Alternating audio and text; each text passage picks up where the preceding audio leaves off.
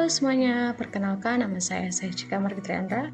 Sekarang saya akan menjelaskan tentang salah satu komponen komputer hardware umum, yaitu casing komputer atau casing CPU. Nah, apa itu casing komputer atau casing CPU?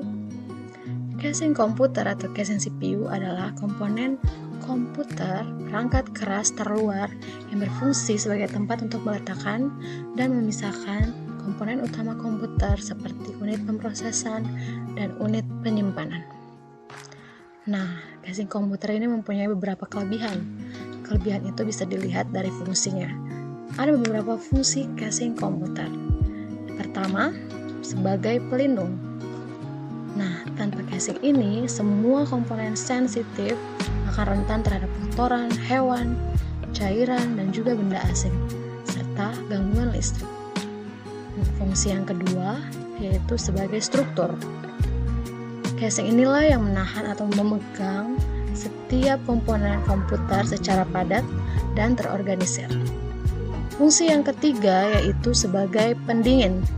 Kenapa? Karena casing ini membantu menjaga udara yang mengalir di dalam komponen komputer itu sehingga semuanya tetap berjalan dengan baik karena keadaannya yang tetap dingin. Keempat, sebagai mengurangi kebisingan. Ya, karena di dalam komputer itu ada beberapa komponen yang berisik suara kipasnya seperti power supply dan video card.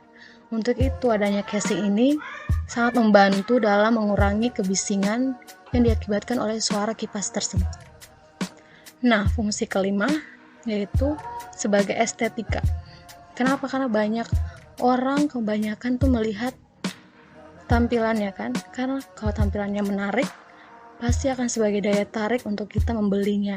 Berikutnya ada beberapa jenis casing berdasarkan dengan motherboardnya, yaitu pertama ada casing full tower, kedua ada casing mid tower, ketiga ada casing mini tower ATX, keempat ada casing tower ITX, kelima ada casing slim, keenam ada casing desktop, ketujuh ada casing large server, dan ke-8 ada casing rack mount.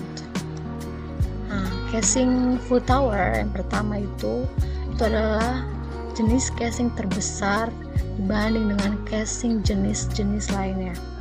Di dalam casing ini menampung semua motherboard seperti micro ITX, ITX, Excel, ITX, dan juga ini tuh biasanya digunakan oleh para gamer dan orang-orang yang menyukai dengan hardware komputer. Nah, sedangkan yang kedua, jenis kedua, mid tower, itu ukurannya lebih kecil dibandingkan dengan yang full tower. Nah, mid tower ini bisa menampung motherboard micro ATX dan ATX. Nah, ini tuh umum dijual di toko-toko komputer dan juga digunakan oleh orang-orang saat ini. Nah, yang ketiga yaitu casing mini tower ATX. Casing mini tower ini biasanya menggunakan motherboard micro ATX. Ukurannya lebih kecil daripada yang mid tower yang tadi. Nah, yang keempat ada casing mini tower ITX. Ya, casing ini ukurannya lebih kecil daripada yang ATX tadi.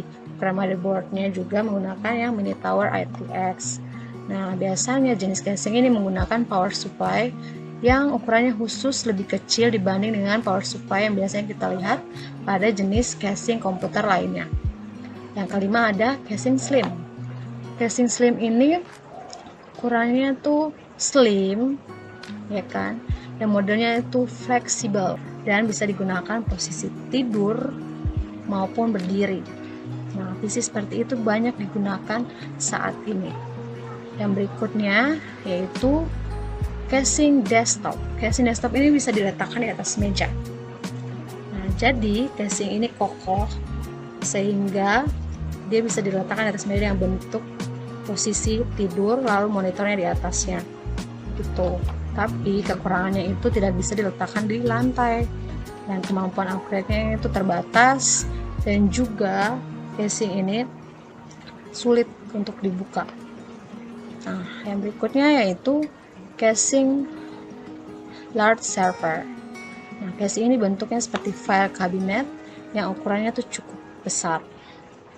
Yang berikutnya yaitu casing rack mount. Casing ini modelnya itu seperti rack server ya, atau perangkat jaringan lainnya. Gitu. Itulah beberapa penjelasan tentang jenis casing berdasarkan motherboardnya. Nah, untuk teknologi casing terbaru tahun 2020 ada seorang ahli bernama Lian Li yang merilis casing terbarunya yang fokusnya itu pada sistem pendingin. Kenapa? Supaya udara yang masuk ke dalam komponen komputer itu bisa berjalan dengan lebih baik.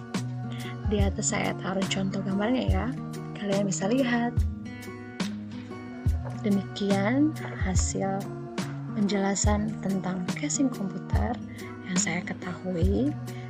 Untuk itu semoga apa yang saya jelaskan bisa dimengerti dan bermanfaat. Terima kasih, Tuhan memberkati.